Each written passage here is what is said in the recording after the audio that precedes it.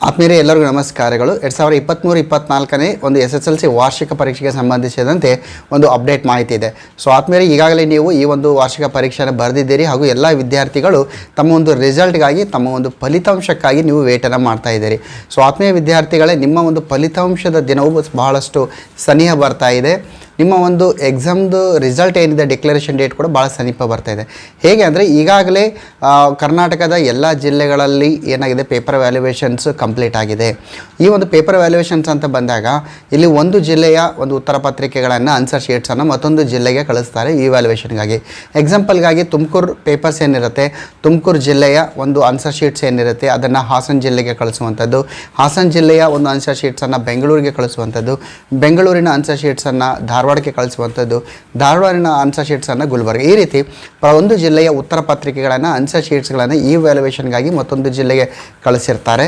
So ಆತ್ಮೀಯ ವಿದ್ಯಾರ್ಥಿಗಳೇ, ಈಗಾಗಲೇ ಬಹುತೇಕ ಎಲ್ಲ ಜಿಲ್ಲೆಯ ಒಂದು ಪೇಪರ್ ವ್ಯಾಲ್ಯುವೇಷನ್ಸ್ ಏನಿದೆ ಈಗಾಗಲೇ ಕಂಪ್ಲೀಟ್ ಆಗಿದೆ.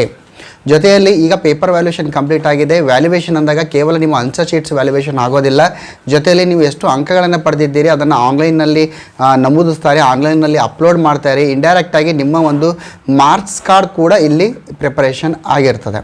ಅಂದರೆ ವ್ಯಾಲ್ಯುವೇಷನ್ ಕಂಪ್ಲೀಟ್ ಆಗಿದೆ, ಆನ್ಲೈನ್ನಲ್ಲಿ ನಿಮ್ಮ ಮಾರ್ಕ್ಸನ್ನು ಕೂಡ ಎಂಟ್ರಿ ಮಾಡಿದ್ದಾರೆ. ಈಗ ಈ ಒಂದು ಏನಿದೆ, ಏಪ್ರಿಲ್ ಕೊನೆಯ ವಾರ ಅಥವಾ ತಪ್ಪಿದಲ್ಲಿ ಈ ಮೇ ಮೊದಲನೇ ವಾರದ ಒಳಗಾಗಿ ನಿಮ್ಮ ರಿಸಲ್ಟ್ ಅನೌನ್ಸ್ಮೆಂಟ್ ಆಗ್ತದೆ. ಯಾಕಂದರೆ ಈಗ ಬೇರೆ ಯಾವುದೇ ರೀತಿಯ ಸಿದ್ಧತೆ ಬೇಕಾಗೋದಿಲ್ಲ SSLC ಬೋರ್ಡ್ಗೆ. ಯಾಕಂದರೆ ವ್ಯಾಲ್ಯುವೇಷನ್ ಜೊತೆಲಿ ನಿಮ್ಮ ಅಂಕಗಳನ್ನು ಆನ್ಲೈನಲ್ಲಿ ಅಪ್ಲೋಡ್ ಮಾಡೋದ್ರಿಂದ ಜಸ್ಟ್ ಅವ್ರು ಏನು ಮಾಡ್ತಾರೆ ಅಂದರೆ ಪಬ್ಲಿಷ್ ಮಾಡುವಂಥದ್ದಿದೆ. ಸೊ ಆತ್ಮೀಯ ವಿದ್ಯಾರ್ಥಿಗಳೇ, ನಿಮ್ಮ ಒಂದು ರಿಸಲ್ಟ್ 101% ಏಪ್ರಿಲ್ ಕೊನೆಯ ವಾರದಲ್ಲಿ ಪಬ್ಲಿಷ್ ಆಗೇ ಆಗುತ್ತೆ. ಮಿಸ್ ಆಗಿದ್ದಲ್ಲಿ ಮೇ 1ನೇ ತಾರೀಕು ನಿಮ್ಮ ಕೈಯಲ್ಲಿ ನಿಮ್ಮ ಫಲಿತಾಂಶ ಇರ್ತದೆ. ಸೊ ಆತ್ಮೀಯ ವಿದ್ಯಾರ್ಥಿಗಳೇ, ಫಲಿತಾಂಶ ಬಂದ ಮೇಲೆ ಎಲ್ಲ ವಿದ್ಯಾರ್ಥಿಗಳಲ್ಲಿ ಒಂದಿಷ್ಟು ಪ್ರಶ್ನೆ ಕಾಡ್ತದೆ. ಏನಂದರೆ, ಒಳ್ಳೆಯ ಫಲಿತಾಂಶ ಬಂದರೆ ಓಕೆ, ಒಂದು ವೇಳೆ ಫಲಿತಾಂಶ ಸರಿಯಾಗಿ ಬರಲಿಲ್ಲ ಅಂದರೆ ನೀವೇನು ಮಾಡಬೇಕಾಗತ್ತೆ, ಒಂದು ರೀವ್ಯಾಲ್ಯುವೇಷನ್ಗೆ ಹಾಕಬೇಕಾಗತ್ತೆ, ರೀಕೌಂಟಿಂಗ್ಗೆ ಹಾಕಬೇಕು. ಸೊ ಆತ್ಮೀಯ ವಿದ್ಯಾರ್ಥಿಗಳೇ, ನಮ್ಮ ಒಂದು ಯೂಟ್ಯೂಬ್ ಚಾನಲ್ನಲ್ಲಿ ನಾವು ಈ ಒಂದು ರೀವ್ಯಾಲ್ಯುವೇಷನ್ಗಾಗಿ ಯಾವ ರೀತಿ ಆನ್ಲೈನ್ ಮುಖಾಂತರ ಅರ್ಜಿ ಸಲ್ಲಿಸಬೇಕು ಅಥವಾ ರೀಕೌಂಟಿಂಗಾಗಿ ಆನ್ಲೈನ್ ಮುಖಾಂತರ ಹೇಗೆ ಅರ್ಜಿ ಸಲ್ಲಿಸಬೇಕು. ಸೊ ಆತ್ಮೀಯ ವಿದ್ಯಾರ್ಥಿಗಳೇ, ರೀವ್ಯಾಲ್ಯುವೇಷನ್ ಅಂತ ಬಂದಾಗ ಅದಕ್ಕಿಂತ ಮುಂಚೆ ನಾವು ಆನ್ಸರ್ ಶೀಟಿನ ಒಂದು ಫೋಟೋ ಕಾಪಿಯನ್ನು ತರಿಸ್ಕೊಳ್ಬೇಕಾಗತ್ತೆ, ಜೆರಾಕ್ಸ್ ಕಾಪಿಯನ್ನು. ಸೊ ಈ ಒಂದು ಫೋಟೋ ಕಾಪಿ ಅಥವಾ ಜೆರಾಕ್ಸ್ ಕಾಪಿಯನ್ನು ಯಾವ ರೀತಿ ತರಿಸ್ಕೊಳ್ಬೇಕು, ಒಂದು ವೇಳೆ ನೀವು ಫೋಟೋ ಕಾಪಿಯನ್ನು ತರಿಸ್ಕೊಳ್ಳದೇ ಇದ್ದರೆ ನೀವು ರೀವ್ಯಾಲ್ಯುವೇಷನ್ ಹಾಕಲಿಕ್ಕೆ ಆಗೋದಿಲ್ಲ. ಸೊ ಆದ್ಮೇಲೆ ನಿಮ್ಮ ರಿಸಲ್ಟ್ ಅನೌನ್ಸ್ಮೆಂಟ್ ಎಷ್ಟು ಇಂಪಾರ್ಟೆಂಟ್ ಇದೆ, ರಿಸಲ್ಟ್ ಅನೌನ್ಸ್ಮೆಂಟ್ ಆದಮೇಲೆ ನಿಮ್ಮ ಮುಂದೆ ಸಾಕಷ್ಟು ಪ್ರಶ್ನೆಗಳು ಉಂಟಾಗ್ತವೆ. ಈ ಎಲ್ಲ ಒಂದು ಪ್ರಶ್ನೆಗಳಿಗೆ ಸಂಬಂಧಿಸಿದಂತೆ ನಮ್ಮ ಯೂಟ್ಯೂಬ್ ಚಾನಲ್ನಲ್ಲಿ ನಾವು ರೆಗ್ಯುಲರ್ ಆಗಿ ವೀಡಿಯೋವನ್ನು ಅಪ್ಲೋಡ್ ಮಾಡ್ತೇವೆ.